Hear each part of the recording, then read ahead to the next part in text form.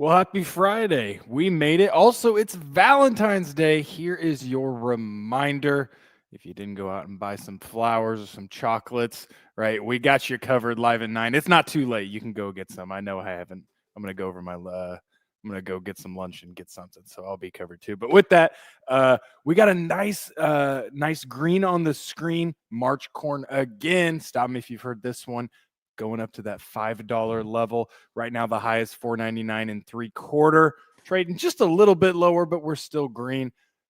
Talk about a great Friday if we could break through that $5 level. We got some other headlines. Let's check in on crop insurance, get you where the average is, and then as always, pop us a question. Right? What do you want to talk about? What's on your mind?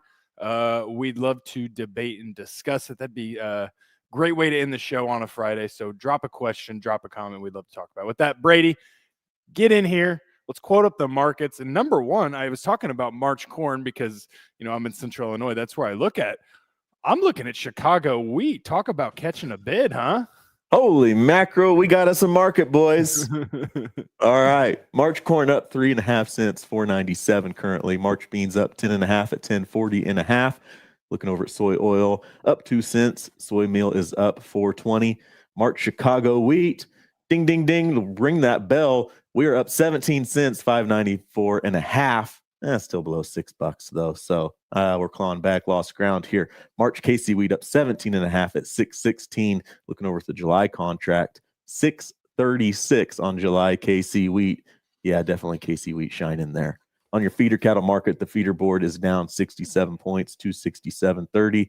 Fats are down 77 at 198.77. Your hog market is green, up 32 points on Feb at 89.70. April's up 52 points at 93.62. Crude oil market up 26 points, $71.55 on WTI crude. Diesel up 2 cents. Nat gas up 12. Boy, everybody's turning on their thermostat and their heater, and that nat gas market is running higher. The Dow is down 4, the S&P up 2.5, the NASDAQ up 375, and Bitcoin up 935 points at 97,455. Connor B. That's a wrap. That's where your markets are at. That wheat market, KC wheat, that's a breakout on KC wheat. Chicago, we're starting to break out a little bit too on Chicago too. So yeah, for some reason I thought Chicago had already been at $6, Connor, but maybe I'm mistaken.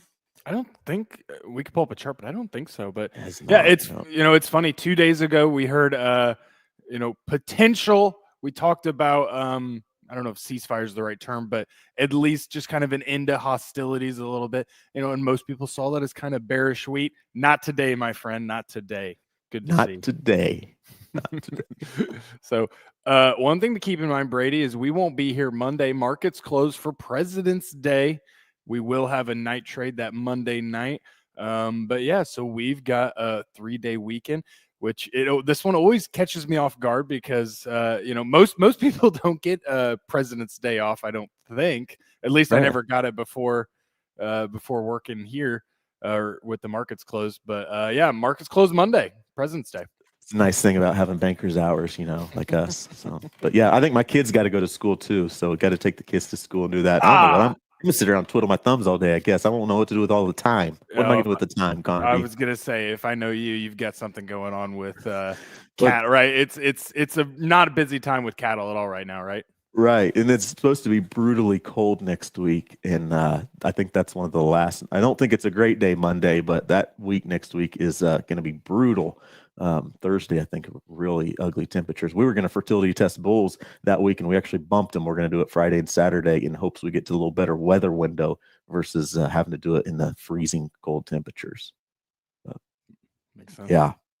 I'll take Monday off, though. We'll find something to do, Connor. We'll find something to do. What are you going to do with your extra day? I don't know. Probably a house project somewhere if I know me, but I don't have anything planned. Babysitter's still scheduled, so I won't be. I'll be probably sneak away a little bit. So yep. But yeah, still figuring it out. All right. Well, what do we got for headlines here past the President's Day stuff? Flash sale. Let's knock that one out. 100,000 metric ton corn sold to Colombia. So good to see. Right, 3 weeks. I can't remember. Colombia was in the headlines. for they were going to get hit. They were kind of the first, weren't they, that was really going to get hit with tariffs if they weren't going to, kind of participate. Ended up, they did come to the table. Tariffs are at least on hold, I guess, but good to see, right? Good to see those deals. Weekend on tariffs, weekend off tariffs, right there in the same weekend. I think it was the shortest trade war, I think, in history, right there. But I saw on Twitter they were passing out hats that I survived the 2025 trade war, something like that. That's hilarious. I would order one, but I'm afraid that wouldn't be a good joke to live through. I think it would. I don't know that we're done yet. So. Yep, because guess what? Look at our next headline is we've got Trump did sign sweeping reciprocal tariff plan with potential for more coming.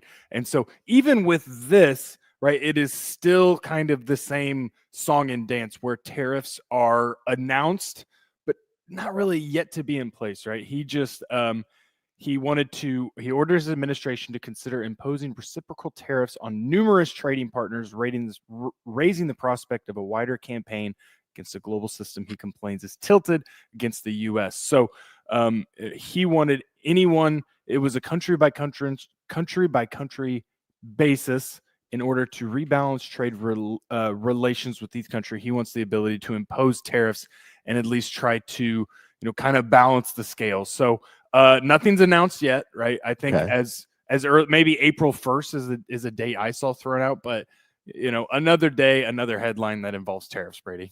Mm-hmm. Yep. We'll see how that progresses, especially over the weekend. Those headlines, they keep coming out over the weekends too. Just because it's Friday and the market's closed doesn't mean that the headlines stop coming. So pay attention over the weekend.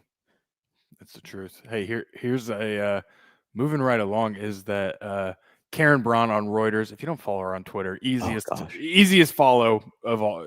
Just fantastic. Always something stuff. Good coming out. Great articles. But she had this where she took, I think she basically asked is why are funds bullish? Well, this might answer it. If we take China out of the equation, we are at a 20. Make sure I'm saying this right. A 29-year low for global corn stocks. And so if you look at that chart, right, it really tells a story. We're going back to 95, 96, Brady, looking at that. So unbelievable. Even with, let's include China, we're still at 11-year lows at that global stocks number. So, okay. Well, those are numbers I want to believe. I like those numbers. I'm going to trust them. I'm going to believe those. They fit my narrative. Okay. I like it. I like it too, but it's just interesting. It really tells the story of the environment we're in now. You and I know that we can solve that stocks use problem very quickly, right? In the between us, Brazil. How do we solve Ukraine. that, Connor B? Us growing more some corn, bushels, more corn acres, baby, more corn acres. Pump that fertilizer on, pump the bushels out of the field. You guys are good at doing your job, growing the grain. It can happen really quick, especially when you got a crop growing all year round between South America and the U.S. Right. Absolutely. So, other thing I had is let's do a quick check-in. It is February 14th. Also, I got to give a shout out. Happy anniversary to my parents, married on Valentine's Day 38 years ago. Now, he did it right. That is just smart thinking, good planning. And made it easy on me because guess what? I never forget it. Valentine's Day. I can always remember it. Yeah. Anyway, my anniversary is the 9th. So I'm in that window. We missed it. 5 days. That's like anniversary, 5 days, Valentine's. I can't combine things. They got to be separate. You're a better man than me. I think I would still combine it. I wouldn't say that. All right. Well, hey, we're a little over halfway on the spring pricing. So just doing a quick check-in, we're at $4.69 on corn, $10.58 on soybeans. Still significantly behind last year on the soybean front. Yeah. But last year we were at a $4.66. We're a little bit, we're just kind of right in line of last year where we were. Mm-hmm. Where were we at in beans last year, Connor B? Remind me. Was it on the hot seat? Yeah, let me look. Was it Was it? Oh no!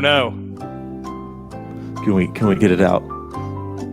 What is $11 and something cents? You have to answer Jeopardy format, Connor B. We're 11.55. 11.55. All right. I almost said 1376, but that was 2 years ago. So I didn't pull that number out of nowhere, but I was just 2 years off. 1155 last year.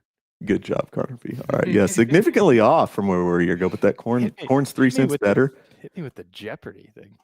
Yeah, wrong answer though. You're supposed to say what is 1150, right? Good point. Good Jeopardy point. Okay. So yeah, corn is about 3 cents off. And then looking again, we've kind of hit this fact just looking at the bean corn ratio. Is that how far back we got to go back to the 2011 2012 where we see that that ratio where it is. So definitely doesn't feel. We talked about that yesterday a little bit. Just definitely doesn't feel like the market's buying bean acres right now, and it's just odd to me with the threat of 94, 95 million corn acres. Is that where we need to be though? Is that what the stocks to use ratio is telling us that we need to grow? That farmers need to grow? I don't know. And then input prices, break evens on beans versus corn. Has that changed and evolved? Those are answers questions I don't have the answer to, Connor B. Right. Me neither, but we'll see, right? Again, acreage is going to be a big, we always move to the next headline. And I think right now we're still on South America, right? How is that safrinha corn crop going to come in? But my gosh, we're going to move to the U.S. acreage very quickly. And where's that going to be at? Definitely. Yep. So, all right. Well, I'm going to talk cattle market real quick if you got a minute. Okay. Cattle market got the weather event next week. I think that's on everybody's radar. Bitter cold, winter storms. How's that going to impact performance and, cattle movement and then gains too? When you have cold weather come in, cattle stop gaining quite as much. So maybe you get some relief in, weights going forward. But boxed beef prices have definitely softened up versus last week. Packer margins are still negative. Cash trade out there in the country. Feed yards, they're trying to limit the damage this week on cash trade. We've seen some $3 to $4 low cash trade this week so far. We'll see if they can limit it to just that. But the board's pulled back, and cash isn't helping us build any better sentiment out there on where this market's going to go. When we look at the cutout, it's down 5% since mid-January. It's the lowest level since Christmas, significantly lower there on the cutout. Long-term, though, fundamentals, Connor, they're still bullish. They're still supportive. And just a reminder to everybody out there that everything's bullish until it's not. We might roll that LRP map if you guys got it quick.